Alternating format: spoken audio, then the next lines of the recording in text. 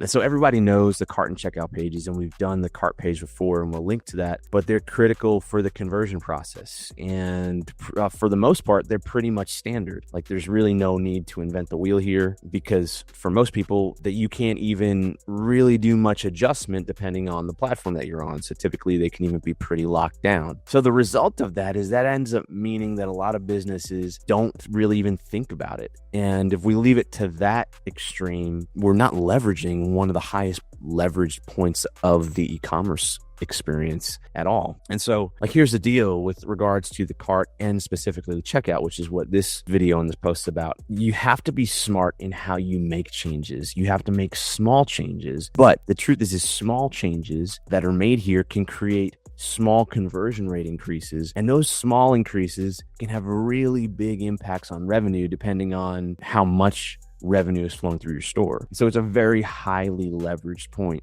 And I mentioned this in the cart page video. Years ago, we used to get hired to come into big organizations to simply assess and adjust and make small increases or small adjustments to the checkout flow of really, really big companies that are really big e-commerce companies, big e-commerce channels. And those small adjustments would lead to small conversion rate increases, and those small increases led to massive returns when they were done well. And so all that to say is we're going to kind of go through the ideal experience for the checkout page, and we'll detail out what the perfect makeup of that process. It's really not a page, it's really a process, what that looks like. Let's step into what is the purpose of the checkout page and what is the goal of the checkout page or the checkout process. And it's really simple, right? We all know it. It's to make it as quick and easy as possible for somebody to complete a purchase. That's the number one goal. The second priority is to keep someone focused and not let them get distracted while they make that purchase. And so if you've designed all the rest of the pages correctly, you shouldn't really have people coming into the checkout just to find out if, what your shipping rates are or something else, like trying to find out where you enter a discount code. Those things shouldn't be happening in the checkout. If those are happening, then some of your other pages need to be structured a little bit differently. So unless that's the case, which means if it is, you need to fix those pages and really focus there. Unless that's the case, people coming into the checkout have already made the decision to make this investment, right? Their intent is very high. They're ready to purchase. The decision to purchase was probably made on the cart page or when they clicked checkout from the mini cart. And at this point, they're ready to make that purchase. So we just want to make it as easy as possible for them to make that purchase. What are some things that can actually pull people out of that checkout flow? Because really, rather than optimizing, there's definitely a lot of optimizations you could do, but we need to stop doing things that hurt our conversion rate in checkout. We need to stop doing things that pull them out of that flow. And even if you think that your checkout is locked down, the truth is that there are things that are not even design elements. They're more even informational elements that cause people to drop out of that flow. And so there are three basic areas of reasons why people might fall out of the checkout flow. First one is a technical or experiential issue. And so the checkout really should never be broken. If your checkout is breaking, then you're probably not on a platform that is the platform that you should be on these days. A platform like Shopify Plus or something like that will be fast, it will be stable. And if your e-commerce business or your e-commerce channel is a big part of your business, then you really need to be on that. So it should never be broken, but we always need to give the customer a way to contact us if something isn't working. It should be mobile friendly. Obviously, we see the majority of people checking out on mobile phones, and that makes sense. Everybody here is probably checked out primarily on their mobile phone when they're buying things. It should be easy for them to see, or the customer to see, where to enter discount codes and choose shipping options. And it should be easy for them to enter payment info, of course, and contact info, etc. Those are all technical experiential issues, and that would be one reason why people would drop out of checkout, because they have some of those issues. Second bucket of reasons would be personal issues, right? And so this could be that they don't have their payment information available at the time, or they get distracted by something. Maybe they shouldn't be doing this, but maybe they're buying something while they're driving a car, or they're waiting for, a train or something like that. And then that thing happens and they get pulled out of it, they get distracted. And there are things that we can do to help in that area. And then the third area is a surprise, something unexpected to the customer that jerks them out of that flow. Typically, we see this happen when shipping is higher than expected or later than expected. Or let's say their discount code doesn't work as they expected it to work. These are things that we can really avoid. We should be able to avoid all surprises in the checkout flow. And a perfect checkout will be working to eliminate these things. It's less about being able to change the checkout, and it's more about being able to properly communicate so that some of these surprises aren't happening. So let's talk about what elements you should include in an optimized checkout page or an optimized checkout flow. For most people, the structure of the checkout is pretty much set in stone. There's not a lot that you could or even should change structurally about your checkout, but there are a lot of informational items that we should be aware of. So let's start with that checkout. It starts pretty simple, right? It's a simple header, but in the checkout, unlike any other page on our site, typically we don't want to have any navigation, no distraction, because our job is to keep someone focused on doing one thing, and that is checking out and completing their purchase as easily as possible. And so we typically will remove navigation and have just sort of some simple links that if they really need to get out and back to the store, they could do that. Then you've got an area of basic validation info. And this would be, we want people to feel confident in what they're buying and what they're expecting, right? And so we want to reinforce the things that they're buying, right? So that is the price, the discounts associated with the purchase. That would be any shipping fees, tax, that kind of thing. There's this basic validation area that we want to make sure is present. After that, we want an easy and obvious place for the customer to add discount codes. And this is one of the two main items, shipping being the other item. One of the two main reasons that people get knocked out of their checkout flow, because maybe they can't find the place to enter a discount code, or their discount doesn't work as they expected. And so we want to make sure it's really easy and obvious for people to add in discount codes. And the next area is what I'm calling the work area. And this really depends on the step of checkout that you're in. But traditional checkouts have, 2 to 3 steps where you enter information. And so this area will change based on that step. Maybe it'll be entering contact information, maybe it'll be entering an address, or maybe it'll be entering payment information. The goal of this area is for it to be as easy as possible, especially on a mobile device. And then after that, obviously, we want to have a clear call to action so that they can move on quickly and easily to the next step or to completing their purchase. So those are the main sections. Then kind of below the checkout, we want to remember that we should still be building trust. And so we want to reinforce some of the trust building elements, right? And specifically inside the checkout, traditionally that's simple security badges and making sure that someone knows that this is a legitimate store and where they're entering their payment information will be cared for. And I think that's a really important thing. And so we want to keep that down there. And then lastly, this can be ever present or this can be at the bottom of the screen. We always want a way for someone to contact customer service or reach out to us, especially if they're having a problem. We mentioned in past articles about the cart, and especially in checkout, when there's an issue in the checkout or when someone drops out, knowing why they dropped out, especially if they had a problem, that's invaluable information. And it's information we can use to fix it and really optimize our business. And so we really want to make it easy for somebody either to chat or to call, make a phone call or send an email if they're having issues inside the checkout. So this is sort of the standard elements that are present in the perfect checkout process. And now we want to talk about an optional element. A lot of businesses have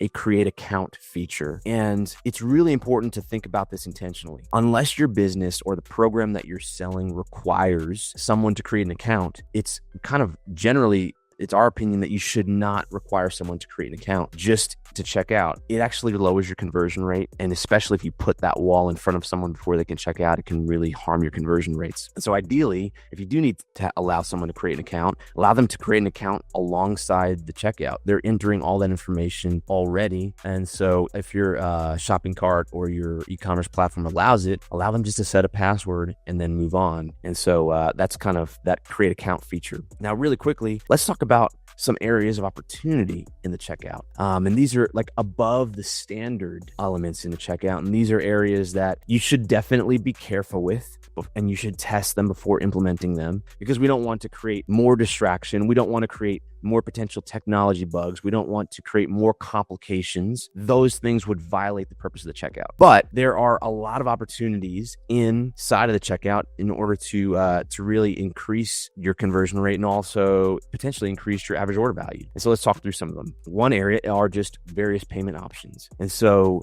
There are a few types of payment options. The first type is what we call quick pay, and that's like Apple Pay and Google Pay and Shop Pay, Shopify's payment option. With these things, they can make, you should enable them if you're able to, and it can really make the checkout process much simpler, right? It increases the speed and the ease securely, and everybody's happy. Those are usually no-brainers if they're offered inside of your checkout, but every business is different. The next one is alternate payment options. And so these are things like PayPal and Amazon Pay. And just in general, from our experience, we don't see very many bumps in conversion rates when those are enabled. And they can cause some technical issues just because they complicate the experience. And so if your checkout is not completely standard, maybe you've customized it a little bit, these can make that more difficult. And so generally we'd say, depending on who your customer is, if they use those payment methods, if they want those payment methods and it's worth it, then you enable those. But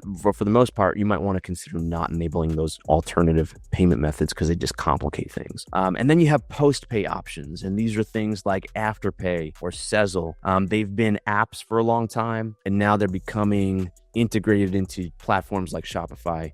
And these are really great ways to increase conversion rate, especially if your product is a higher cost product, because they allow someone to pay over time without any credit check, and it lowers the initial cost for the customer. However, it does have a cost to you, the business, and so you should make sure you're okay with that before doing it. The second area of opportunity are things like order bumps or upsells. Everything that increases the average order value in the checkout. And so, like the shopping cart, which we've discussed, you really want to be careful with these. We don't want to distract anyone and have them get out of the flow and back into the shopping flow. That's not what we want right here. However, if you test these and you're experienced in them, these can be a really great way to increase your average order value, but they can also completely break your checkout if you're not careful. So make sure that you're aware of the technology behind some of these things, depending on your platform, and also are monitoring these things pretty regularly. The third area is subscription payments. And typically this is a slightly different experience in the checkout. And for some shopping platforms, it might actually require a bit of customization in order to make things work really smoothly and really well. But overall, if you have a product that is a subscription-based product or that lends itself to subscriptions, these can be really, really, really great.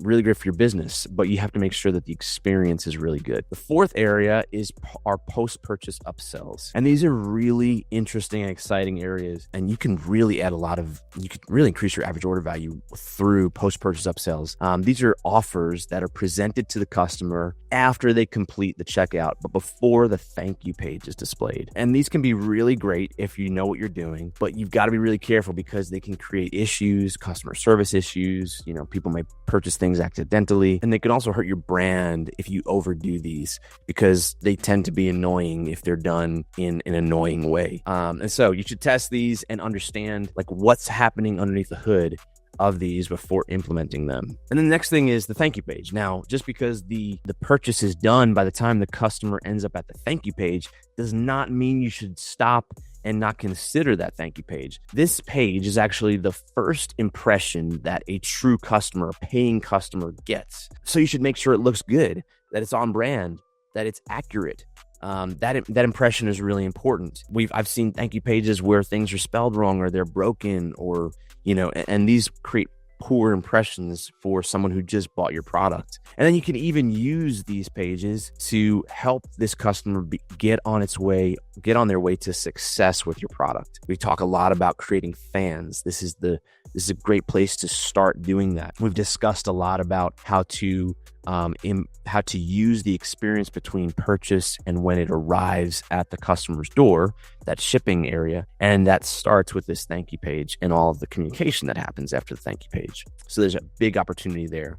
And then lastly, that we have abandoned cart emails. And that is an area of opportunity that I would say most people are probably taking advantage of or should if they aren't. It's simple and it's easy to get started, but there's also a lot that you can do with that. We've kind of gone deep into how to leverage email of all sorts, especially abandoned cart emails on after your checkout. And so we'll kind of link to some of those articles as well, but there's a huge opportunity in abandoned cart emails. And those are emails that are sent when people do not purchase, right? When they abandon that purchase, how do we talk to them? How do we give them a great offer? How do we get them back in? Because they're the closest people to purchasing. They're the highest, that's the highest leverage point at that time. And so those are some opportunities. Now let's quickly look at how do we measure performance of the checkout process. And this is pretty simple, right? We measure it by completed orders versus incomplete orders. How many people have gotten through the entire process? How many people are dropping out? But then you can go a level deeper. You can go, since a checkout process is a series of pages, or even if it's a one-page checkout, it's still a series of steps. There are not many checkouts that are truly one psychological step. And so since it's a series of steps, we should measure the fallout of people on each step. And then if we see that one step, it has a much larger fallout than the rest, then we should investigate that. Maybe we're not communicating something. We used to see a ton of people fall out on the shipping step. And that was often because it's turned out that customers were going in and trying to find out, what the shipping cost would be and what the timing would be. And then they would go back to shopping, or they may jump out completely if they didn't like that. And so just communicating that up front helps that conversion rate of that step of the checkout. And so just to kind of wrap things up, the checkout is really important, if not the most important part of your store, but it's rarely looked at these days. And there's a huge amount of leverage that you have with the checkout. If you want a fast, stable checkout, which is definitely the core of it, then you need to be on a platform, that allows for that. So a platform like Shopify Plus, BigCommerce Enterprise, some of these platforms allow you to not worry about your checkout going down. If you're worried about your checkout failing these days, then you're behind your competition, because your competition isn't worried about their checkout going down. And so you need to mitigate that issue if it is an issue. And then if you want flexibility in your checkout, if you want features, there are other apps and other platforms that allow for that customization a little bit more. And so you should always be measuring and improving it. And look, if you want us to help you improve your conversion rate, especially in your checkout, reach out to us. We'd love to help.